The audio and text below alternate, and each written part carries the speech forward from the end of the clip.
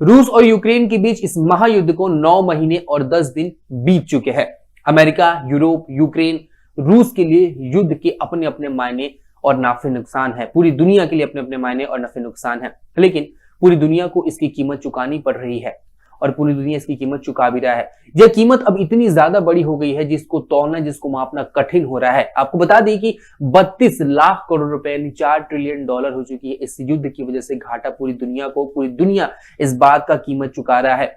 जाहिर है यूक्रेन को सबसे ज्यादा खामियाजा भुगतना पड़ा होगा इस पूरे के पूरे युद्ध से।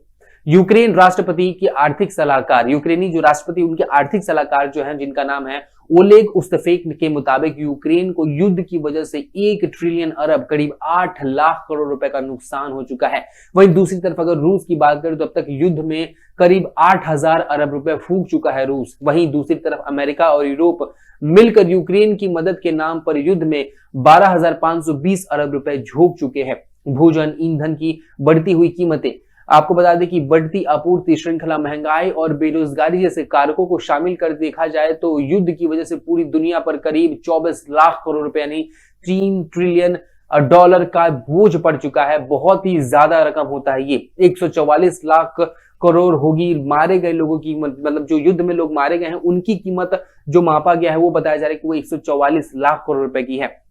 युद्ध में मारे गए लोगों में अधिकांश सैनिक थे जिनकी औसतन उम्र करीब 30 वर्ष थी। इस लिहाज से देखें तो मुद्रास्फीति जैसे कारकों को जोड़े बिना भी अगले 30 वर्षों तक अगर वे किसी औसतन अर्थव्यवस्था में योगदान देते तो यह कीमत तकरीबन 144 लाख करोड़ रुपए होती। कोविड महामारी और फिर युद्ध की वजह से दुनिया भर के 20 करोड़ से ज्यादा लोग गरीबी के भयावह दुष्कर्म में फंस चुके हैं, जो दुष्चक्र है उसमें फंस चुके हैं। उसके पास ना तो लोगों के पास खाना है, ना ही भोजन है, ना ही रहने के लिए छत है और ना ही काम है।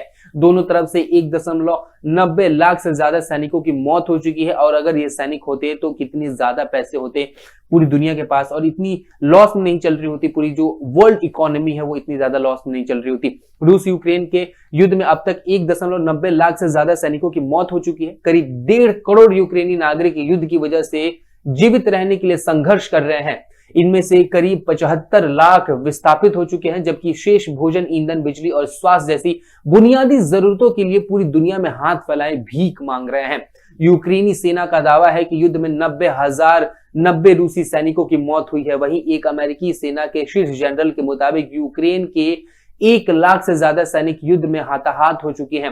रूस का इस संबंध में दावा है कि यूक्रेन के करीब 1.5 लाख सैनिकों ने युद्ध में अपनी जान गंवा दी है। और ये नंबर सिर्फ छोटे मोटे नंबर्स नहीं है। 1.5 लाख सोचिए, अगर किसी के घर में एक की मौत हो जाती है तो वहां कितना मातम पसर जाता है। तो किसी देश में अगर 1.5 लाख लोगों की मौत हुई है, 1.5 लाख सैनिकों की मौत हुई है तो कितने घर बर्बाद हो चुके हैं।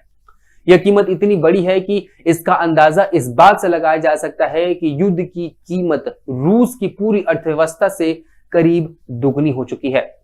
अगर रूस को युद्ध की वजह से दुनिया को हुए नुकसान की कीमत चुकानी पड़े तो करीब 10 वर्ष तक प्रत्येक रूसी को मुफ्त में काम करना पड़ेगा दुनिया के लिए। इसके साथ ही रूस को इस दौरान अपने तमाम प्राकृतिक संसाधनों, कारोबार और अन्य, आपको बता दें कि और अन्य जरियों के से होने वाली आय को भी दुनिया को सौंपना पड़ेगा। वही बिना बाहरी मदद के यूक्रेन को युद्ध से पहले की स्थिति में आने में करीब 20 वर्ष लग जाएंगे। यानी 20 साल पीछे जा चुका है यूक्रेन, एक खूबसूरत देश पीछे जा चुका है। जाहिर है युद्ध में दोनों तरफ से मारे गए सैनिकों और नागरिकों की कोई कीमत नहीं हो सकती, लेकिन फिर भी प्रति व्यक्ति आय और जीवन प्रत्याशा के आधार पर अर्थव्यवस्था में उनके योगदान का आकलन किया जाए तो दोनों देशों की सकल राष्ट्रीय आय को उनकी जनसंख्या से विभाजित कर प्रति व्यक्ति आय के लिहाज से देखें तो प्रत्येक रूसी 26 लाख रुपए और यूक्रेनी 11 लाख रुपए सालाना औसतन योगदान दे सकते हैं अपने देशों को। यानी इतने रुपए अपने देश को दे सकते हैं और उनकी इकोनॉमी कितनी बेहतर कर सकती है आप इससे अंदाजा लगा सकते हैं। देखिए रूस यूक्रेन का जो युद्ध है उसकी रफ्तार धीमी पड़ने लगी है, ऐसा कहा जा रहा है। और अगर ये कहा जा रहा है तो बहुत ही अच्छी बात है। अमेरिकी खुफिया विभाग के प्रमुख ने दावा किया है कि जैसे जैसे ठंड बढ़ रही है दोनों तरफ की सैन्य संचालन मुश्किल हो रही है, मुश्किल में पड़ रहे हैं, जिसकी वजह से युद्ध धीमा पड़ गया है।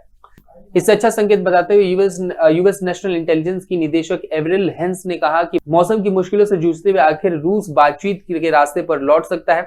रविवार को ब्रिटिश रक्षा मंत्रालय ने खुफिया रिपोर्ट के हवाले से दावा किया कि रूसी लोग अब युद्ध से उब चुके हैं। पुतिन के पास युद्ध को जारी रखने के लिए शुरुआत जैसा अब जन समर्थन नहीं बचा हुआ है। क्रिमिनल की सुरक्षा करने वाले बल फेडरल प्रोटेक्शन सर्विस ने एक गोपनीय सर्वेक्षण किया। आपको बता दें कि मेजूदा ने दावा किया कि 55% रूसी चाहते हैं कि शांति वार्ता की जाए और जो लड़ाई है उसको रोक दिया जाए। 2 दिन पहले ही अमेरिका दौरे से लौटे फ्रांस के राष्ट्रपति इमैनुअल मैक्रों ने कहा कि पश्चिम को विचार करना चाहिए कि अगर पुतिन यूक्रेन में युद्ध को समाप्त करने के लिए बातचीत के लिए सहमत हैं, तो रूस की सुरक्षा गारंटी की मांग को किस तरीके से पूरा किया जा सकता है। आपको बता दें कि रूस की सुरक्षा गारंटी मांग के मुताबिक नाटो को 1957 की सीमाओं को लौटाया जाए और नाटो के विस्तार के खिलाफ रूस को वोट मिले। आपको बता दें कि शनिवार को व्लादिमीर जेलेंस्की से मिलने पहुंचे अमेरिकी राज्य मंत्री विक्टोरिया न्यूलैंड ने कहा कि पुतिन कपटी और धूर्त इंसान है। वे बातचीत में भरोसा नहीं रखते, बल्कि युद्ध में और युद्ध की बर्बरता में भरोसा रखते हैं। पूरी दुनिया को विनाश के रास्ते पे वो लेके जाने वाले हैं। ये किसने कहा? ये उन्होंने कहा, राज्य मंत्री ने कहा अमेरिका के। फिर देखिए पूरी दुनिया को नुकसान हो रहा है इस युद्ध से और कहीं ना कहीं रूस को अब इसे समझना पड़ेगा कि अब ये नुकसान इतना ज्यादा ना हो जाए कि पूरी दुनिया को इससे और ज्यादा नुकसान झेलना पड़े। लोग मर रहे हैं, लोगों की कीमत सबसे ज्यादा, रुपए से भी ज्यादा लोगों की कीमत है। इस पर ध्यान देना बेहद ज्यादा जरूरी है।